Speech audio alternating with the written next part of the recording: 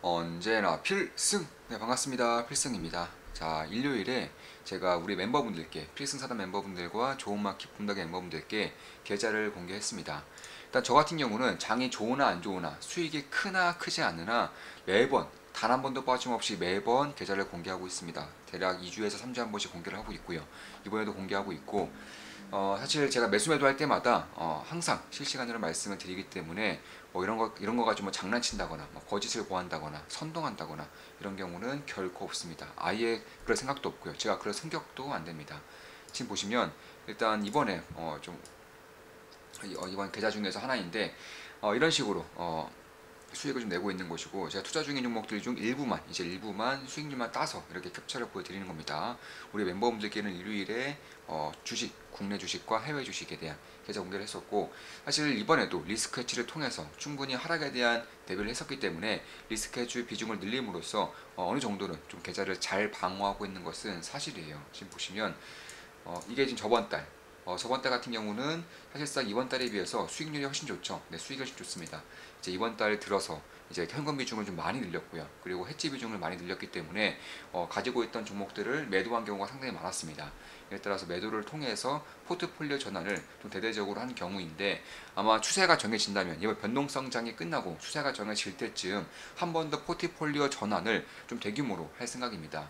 따라서 지금 굉장히 좀 중요한 시기이고, 다시 한번 다시 시작하기에도 꽤나 좋은 시기라고 할 수 있습니다. 한 달에 이제 24,000원꼴로 이제 제가 매수매도 하는 내역을 전부 실시간으로 말씀드리기 때문에 지금 같은 좋은 기회를 이제 놓치지 않으시기를 바라겠습니다.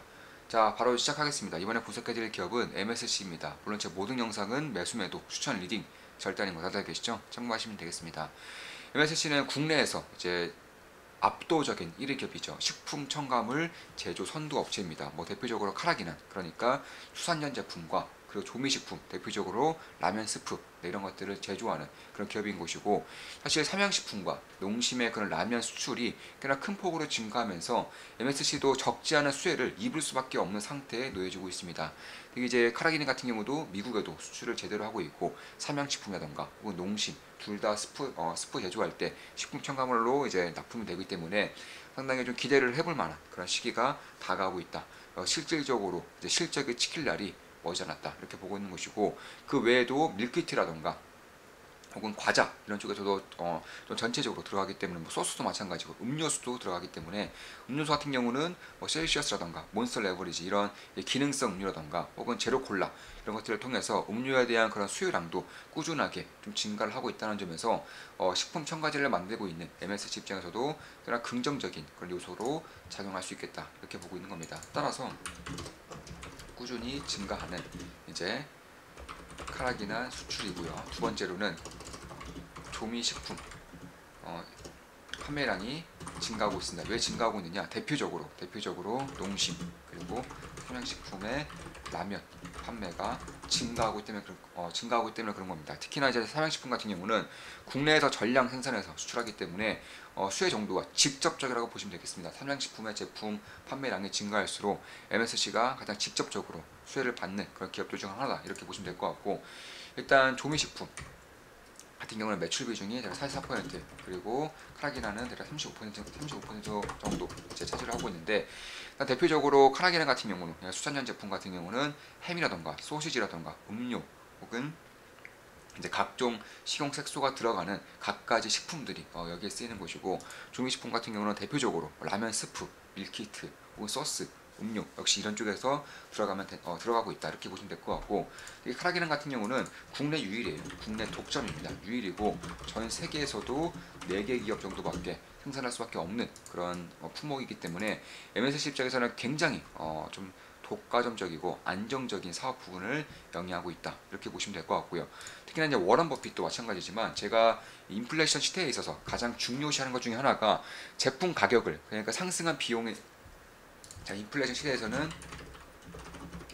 비용이 증가합니다. 이 비용 증가한 것을 제품 가격의 인상을 통해서 상쇄시킬 수 있냐 없냐가 상당히 중요해요. 그런데 이 수산전 제품 그리고 조미식품들의 그런 판가를 봤을 때 판가가 꾸준히 상승하고 있습니다. 이런 것들을 봤을 때에는 결국 판가에 대한 전이가 굉장히 좀 자유롭게 이루어지고 있다는 것이고, 이런 것들과 더불어서 이제 꾸준하게 사업에 대한 성장이라던가 혹은 안정적인 그런 매출의 성장 이런 것들을 도모할 수 있는 기업이라면 지금 같은 인플레이션 시대에서는 훨씬 더 뛰어난 그런 실적을 발휘할 가능성이 상당히 높다라고 개인적으로는 보고 있는 겁니다.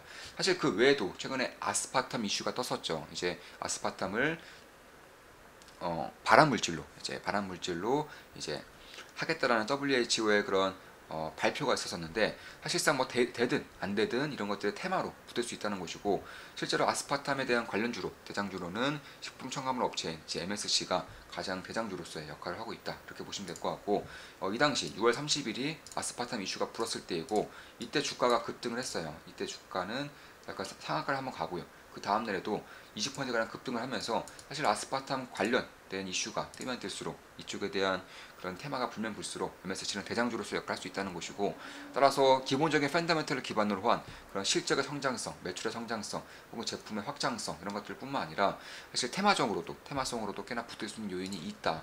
최근에 이제 국내 증시 같은 경우는 2차 전지를 필두로 해서 2차 전지를 시작으로 해서 뭐 로봇이라던가 AI 혹은 초전도체, 맥신까지 테마성 이슈가 결코 작지가 않아요. 심지어 그 전에는 테마성 이슈가 분다고 하더라도 하루짜리로 끝난 경우가 상당히 많았어요. MSC 같은 경우도 마찬가지겠지만 길어봤자 2, 3일 정도에 끝나는 이슈가 많은데, 최근에 보시면 뭐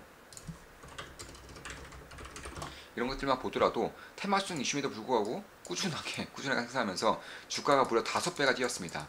이런 식의 테마성 이슈가 국내에서는 굉장히 좀 커지고 있는 것이고, 그만큼 이제 대중의 비중이 기관들보다는 대중의 비중, 개인 투자들의 비중이 늘어나면서 이쪽에 대한 불나방 같은 행태가 꽤나 강해지고 있다. 이런 것들이 조금 더 이어질 경우, 그리고 아스파탐 같은 경우도 제로 콜라에 대한 이슈, 제로 음료에 대한 이슈, 혹은 뭐 막걸리라던가 이쪽에 대한 이슈가 꽤나 커질 수 있는 그런 부분에서 결코 작지 않은 그런 테마를 불러일으킬 수 있다는 점에서, 왜냐하면 제로콜라 자체가 아스파탐이 들어갈 수밖에 없는 그 용도인데, 아스파탐이 발암물질로 지정이 되면 당연히 음료에 식품 첨가물을 대고 있는 그 MSG 같은 경우가 주목도를 받을 수밖에 없다. 물론 실적이 올라오고 있지 않건 그런 건 중요하지 않아요.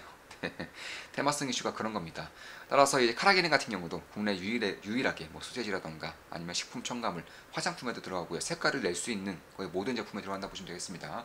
그 외에도 조미식품, 뭐 시즈닝, 양념, 소스, 향료, 라면 스프, 피자 시즈닝 이런 쪽에 대표적으로 들어가기 때문에 특히나 이제 음료수의 그런 수요에 대한 지속적인 성장, 그리고 라면의 그런 급격한 성장 이런 것들을 고스란히 이제 수혜를 받을 수 있는 기업이라는 점에서 꽤나 주목할 부분이 있다. 실적 같은 경우도 뭐 꾸준히 증가하고 있어요. 2020년부터 작년까지 실적이 1,400억, 1,600억, 2,000억 이런 식으로 꾸준히 증가하고 있고, 영업이익 같은 경우도 129억 원, 213억 원, 247억 원 이렇게 꾸준히 증가하고 있습니다. 뭐 연간으로 봤을 때에도, 분기별로 봤을 때에도 올해는 작년보다 더 좋은 실적을 낼 가능성이 꽤나 높아지고 있다는 점에서 이런 부분을 주목해볼 필요가 있지 않을까, 이렇게 보고 있는 겁니다. 따라서 그리고 안정적인 밸류에이션이라던가 혹은 안정적인 사업의 영위, 혹은 라면이라던가 혹은 식품에 대한 가격 인상이 진행이 되면서 MSC도 제품 인상을 꾸준히 하고 있다라는 점. 마지막으로 아스파탐 관련된, 그러니까 대체당 관련되어서 발암물질 지정이 되느냐 되지 않느냐, 물론 이 설탕 쪽에 종사하고 있는 기업들 같은 경우는 합법적인 로비를 할 수밖에 없는 상황에 내몰리고 있기 때문에 이런 부분에 대한 이슈가 한두 번은 또 뜰 수 있다는 점에서 주목할 만한 부분은 분명히 있다, 이렇게 말씀드리면서 방송 마무리 짓겠습니다. 자, 지금까지 MSC에 대한 분석이었고요. 앞으로도 좋은 모습, 좋은 기업 분석으로 찾아뵙겠습니다. 식품 첨가제, 그 중에서도 라면 수출에 대한, 라면 판매에 대한 증가세를 조금 더 눈여겨서 보고 있다는 점을 말씀드렸습니다. 그 외에도 인플레이션 시대에 앞서서 인플레이션 시대에 도입이 되면서 사실 MSC의 그런 판매 전가, 제품 가격 인상이 꾸준하게 발생되고 있다는 점에 대해서도 과거와는 다르게 한 단계 더 점프된 실적을 꾸준히 낼 수 있다는 점에 대해서도 말씀을 드렸습니다. 자, 마지막으로 아스파탐이라던가 대체당에 대한 발암물질 지정, 혹은 설탕 쪽에서 종사하고 있는, 설탕 쪽에 사업을 영위하고 있는 그런 기업들의 합법적인 로비가 이루어질 수밖에 없는 상태에서 이러한 발암물질 지정에 대한 혹은 대체당에 대한 이슈에 대한 그런 것들이 뜨면 될수록 식품첨가제 대장기업인, 우리나라 대장기업인 MSC에 대한 그런 수요라던가 혹은 관심도가 꽤나 증가할 수밖에 없다는 점. 최근에 대한민국 증시에서 테마성 이슈더라도 주가가 단번에 2배 이상을 뛰어버리는 그런 강력한 테마가 테마성 장세가 지속적으로 이루어지고 있다는 점을 봤을 때 조금 더 주목할 부분이 있다는 점에 대해서 말씀을 드렸습니다. 앞으로도 좋은 분석, 좋은 기분석으로 찾아뵙겠습니다. 필승 구독, 알림 설정, 좋아요는 돈이 됩니다. 필승!